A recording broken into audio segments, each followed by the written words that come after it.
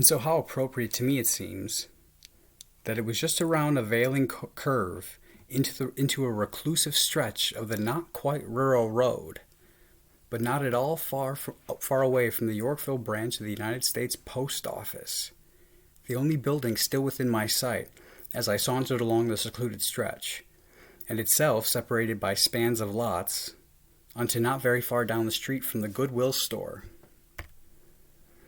its closest neighbor and the only other establishment within range at all of the post office's public property, amidst the stillness of the agricultural end of the quiet thoroughfare. But only the large road sign of which place, the Goodwill store, was visible to my view for the high corn that lined the curving road, and mine the obstructed prospect of its asphalt arc. Like just to keep its charity-esque concept cognizant to my conscience, and to effect here my recall. The natural counterpart and the opposite side of the opposite side of the spectrum from the military-esque post office, which civil institution is something like the vascular system to the grand social body. Daily routes like arterials, each mailbox a capillary, and its circulatory respirates all tissue, civil and private, that it seems altogether and abundantly appropriate, and more so, but as implemented by the cunning artistic craft of the cosmic omniscient, that it was the post office and its local point of national attitude and global communication which provided the beseeming and only other backdrop to the scenery, beyond the tall wall of green cornstalks which lined both sides of the street and limited the rest of the surrounding panorama from my point of view. When a middle school-aged Hispanic boy attempted to entice and engage with me sexually. Now,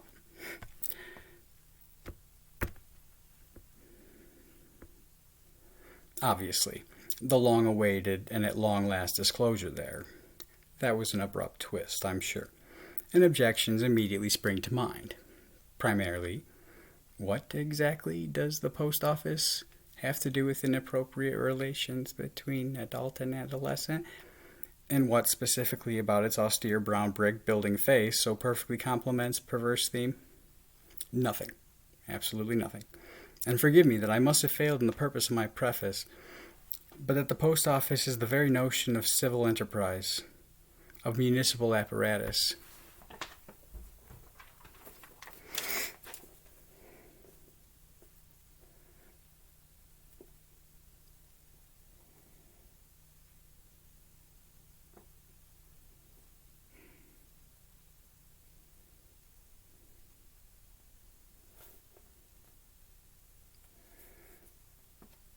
The very notion of civil enterprise, and behaves like mediating membrane, epitomizing, negotiating between, maintaining the technicality of governmental intuition and the realpolitik of reality in the real world, and the chain of command discipline of military instituted bureaucracy versus how institution is administered by individuals, of municipal apparatus, and the secular half of the principal division, the crucial separation between church and state. Its commission, too, is like the Levitical office among the secular governmental family, an equal and opposite manifestation of the charge delegated to the Levites, that its agent enters into every civil body and all civil agency flows into it. And goodwill is something like common characteristic and chief concept to all ecclesiastic construct.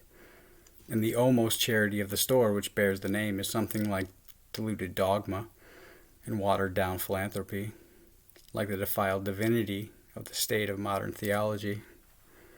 And, as I've postulated, it's either the same corrosive cancer within the Godhead, which face-fucks kids in the confession booth and molests children at Sunday school, and has little boys pose naked like Christ in the crucifixion for their cameras, which abominations cannot possibly be isolated incidents, but seem now like common occurrences at church and unilateral among Christian denominations, or a rogue, shadow element operating under the bannerhead authority of the civil government, which compels prerogative against me. Which brings us right along to, don't we have us quite a self-concept? And what, exactly, makes you so worthy of such grandiosity, insomuch that you never explained why, nor hardly even asserted that you were, but simply progressed under the premise that you are? Well, I suppose that depends on what you mean by worthy, like it's some wonderful stage I wear. But why should mega macro apparatus go to such lengths around? That's another matter entirely. But even take notice of one pissant on the ground who has neither an affiliation with whom to confide, nor a podium pulpit from which to speak? Sure, fine, fair. A valid question, of course, to which I guess I have not much other answer except to cite my rhetoric produced during my years at the University of Illinois, the best funded state school institution of higher learning and perhaps the most politically corrupt state in the Union, which writings displayed an astute articulation and a distinct civil discernment, by which repertoire I likely first showed up on their radar screen, and the grand apparatus is but the supporting structure of the microscope, the great and terrible crystal in the sky, which is meant to pinpoint a pesky pissant, and to write anything at all, to create any coherent composition whatsoever,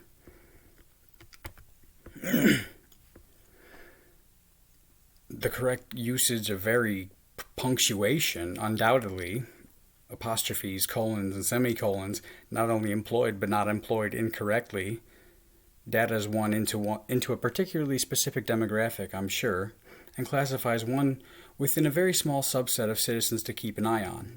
But beyond that, though, by hundreds of combined pages of prose, poetry, and exposition, I'm certain have I incurred the algorithms of surveillance and come under the awareness of those on both sides who are charged with protection of the people and of the status quo, insomuch that every letter was typed on tablets of light, on the microscope's software program Word, that great interface, and saved and recorded and documented within Satan's electric realm, for as much as the Lord beheld Satan as lightning fall from heaven, and as lightning is electricity that is powers those things, or was he referring to speed?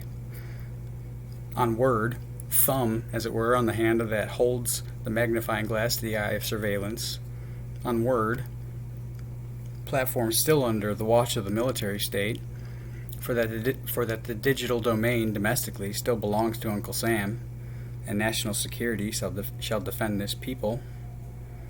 And although Pharaoh thinks that by his Googleplex program code calculus he shall locate and eliminate who shall come, and that he shall own this people by the Lord chosen, and that he shall stamp out the notion of God, and from his pinnacle place, elevated above the foursquare sides of the world, though Pharaoh assures himself and says in his heart that the river is mine, and I built it for myself, yet his schemes shall not stand, and his intentions shall come to naught, for those few who know their God, like 5 golden mice and 5 golden hemorrhoids, which in the ark gave glorious golden tribute to the pain in the ass that but a handful of the Lord's servants can be to the oppressors of a blessed people. Likewise, some with latitude and who do know their God, those faithful few, they shall do exploits, and upon this nation the sun shall arise, and this people shall have peace. Anyway, though, back to grandiosity. By my sheer volume of paragraph composition, any reasonable perspective, even unto the most staunch skeptic, ought to concede, if simply by virtue of and unto respect for, the capable detection of the very self-preservational aspect of the grand surveillance apparatus itself, the possibility, at least, if not the plausibility, if not the likely probability, that I've come under the attention of a militaristic civil apparatus, and how easily then from there should one become the recipient of that same self-preservational prerogative and be subjected unto the unaccountable and untouchable agent and the survival instinct of the institution's perverse element, the same corruption which not only compels but requires oligarchy to so vigilantly search out expressions of discontent and to so severely suppress dissension, lest revolution be allowed to ferment otherwise, for that things are bad always, and men never far from violence, or much needing of cajoling unto it, and socially perpetually exacting, yet forever insufficient, and society perpetually exacting, yet forever insufficient, and people so hardly satisfied ever that perfect utopia should suffer still complaint. Because, I mean, how many people do you know with hundreds of pages of typed thoughts associated with their name and included in their secret government file? Such a thing, I'm sure, tends to stand out among the authorities. At the national level, that is, among FEMA regions, or, for instance, and comes down the pipeline to local forces. Or so I imagine. That's not to say that I fear or dread or angrily vilify or personally disparage or at all fail to appreciate such vigilance.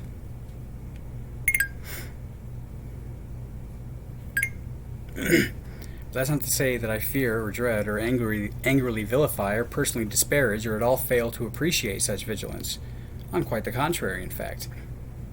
But as the long-awaited bullet in Winston Smith's brain and his ultimate love for Big Brother's watchful eye, so too would comfort hit me like dopamine rush, with the correct interpretation. And when the rightful revelation of the precept dawned on me regarding the king of Assyria, the stretching out of his wings shall fill the breadth of thy land. And even so, I've beheld this sovereign like sight precise in the sky, and I rejoice to be a mouse scurrying about on the ground, and spotted of eagle from on high, for its presence keeps this foe gentle for now, and playing nice. But I mean, would you ask the piss ant whose shelf it is whereupon the ant farm where it's kept is kept? And is that what I do here? Guide? Or don't instead I simply show and merely say decide? And in all this gross, morose, verbose digress, is it guidance that I give? And how should the blind then lead the blind? For I only depict the suspicious plight of one who they keep deaf, dumb, and without sight. And if this were all guidance, I suppose, perhaps then it's higher that I aspire, and power I desire, and this my political path unto despot.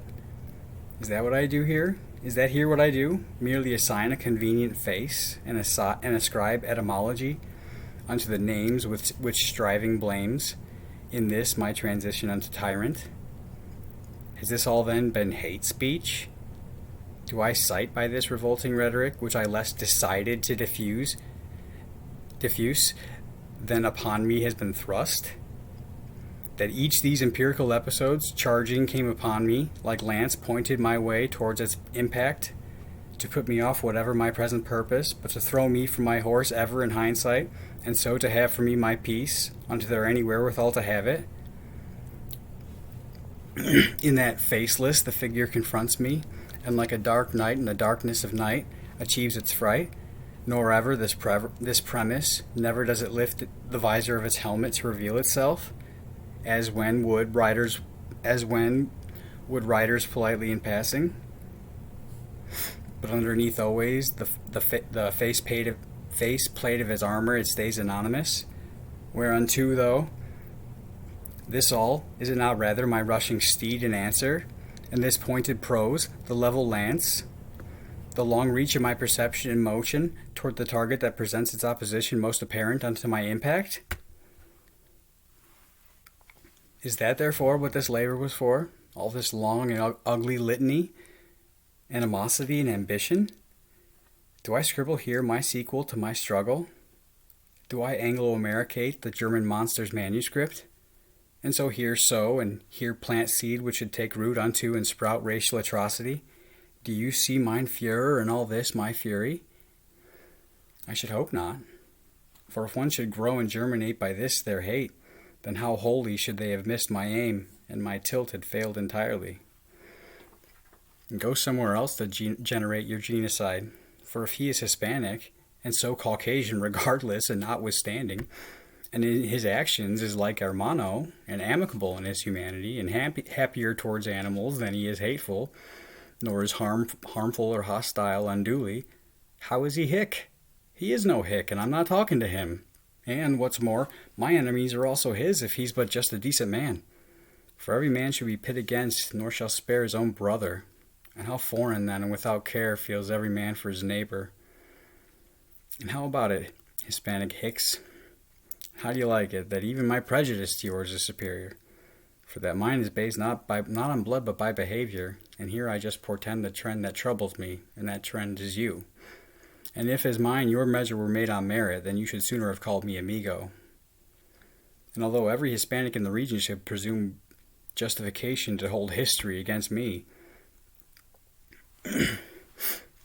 if there should even need at all a warrant for their warfare, yet I could not condemn the whole hue for just the crass ratio of just a few, as I wouldn't concede unto any peoples of any place, seemingly the entire world, if they should judge all American whites worthy of their violent revenge for the actions of the American military over the whole latter half of the 20th century, but by an American command comprised entirely of white power, as though the unarmed portion of a people had, or especially now has, any power to prevent whatever modern military will do, even in their home place. For the time has long been well past, and what wisdom wouldn't agree, insomuch that with World War II the winners won the world, and as well as wherewithal henceforth to wage unlimited warfare.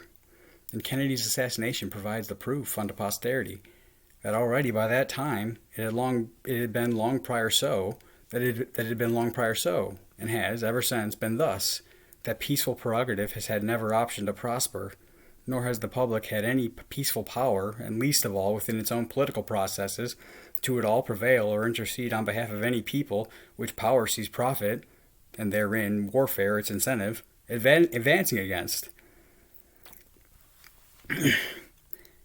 And how sad it almost seems that there's no longer that dire campaign. There is no brave war anymore. No time of tumult. Nothing like that harrowing trial wherewith wild youth achieves its pivotal transformation, separating from the impetuous boy the stoic man. There is no courageous challenge for this generation. And the First World War was for respect and for what's due to who, and the second double or nothing and best of three, with the fate of the world at stake. Since then, however, warfare has become just financial force, which process was put onto fruition with World War I, merely part of the portfolio, and pompous to ideological pretense. Modern warfare is just another industry. There isn't now the historic battle which should show days long later that we too struggled and endured in causes worthy of our valiant measures. Our great challenge is the morning commute. Our courageous stand is a password. Today's brave battle is fought against oneself, which foe comprises all of Satan's strength. At any rate, though, as I would not have the world hate me when it mostly might and so easily could for what whites have always and ever do, neither would I blindly breed hate for all Hispanics, nor is every Hispanic a hick because of what some come here and do. For general tension and bubbles on the cusp of boil and hostility ready to erupt is exactly what these subversive villains want, whoever they should prove to be. Wherefore, and in no way whatsoever, therefore, would I implore gore and war. But let this people, and I say not white, but this American people, let it perch like a lion, composed, and let it watch and wait prepared, but may it remain ready to defend its territory, and to defeat this silent invasion. Yet nevertheless, and on the other hand, if in all this dyad your third party isn't involved, neither them nor theirs, nor kind like me and mine, and as the reader, and after all this, still notwithstanding, you can think only how you're programmed to, nor yet will hear with neutral ear, or give any care to my complaint, or weight to my words, but simply for that I'm white, and so all this does thusly and rightly serve me right. If, in fact, two wrongs do, indeed, make a right, tell me then why whites ought not to likewise right the wrongs of the predecessors, and double down on hateful behavior, and therefore make right early wrongs, if verily the white forebearers behaved wrongly in Christian conquest, which systematic globalization, Christianization, was ordained long prior, and which steadily spreading theology, less campaign than evolutionary process, pertaining to the American frontier could be aptly recharacterized as the American Crusades, and the holy wars of the post-colonial era, For they were fought to claim and tame in the Lord's name this blessed and holy land, but which imperial compulsion was common to all strong peoples of the time, and needed no other pretense to impose its will beyond spoil and plunder unto the dominion of Christendom. But change the name, and they would have been doing the same under any pretense. It's best that at least it's under pretense that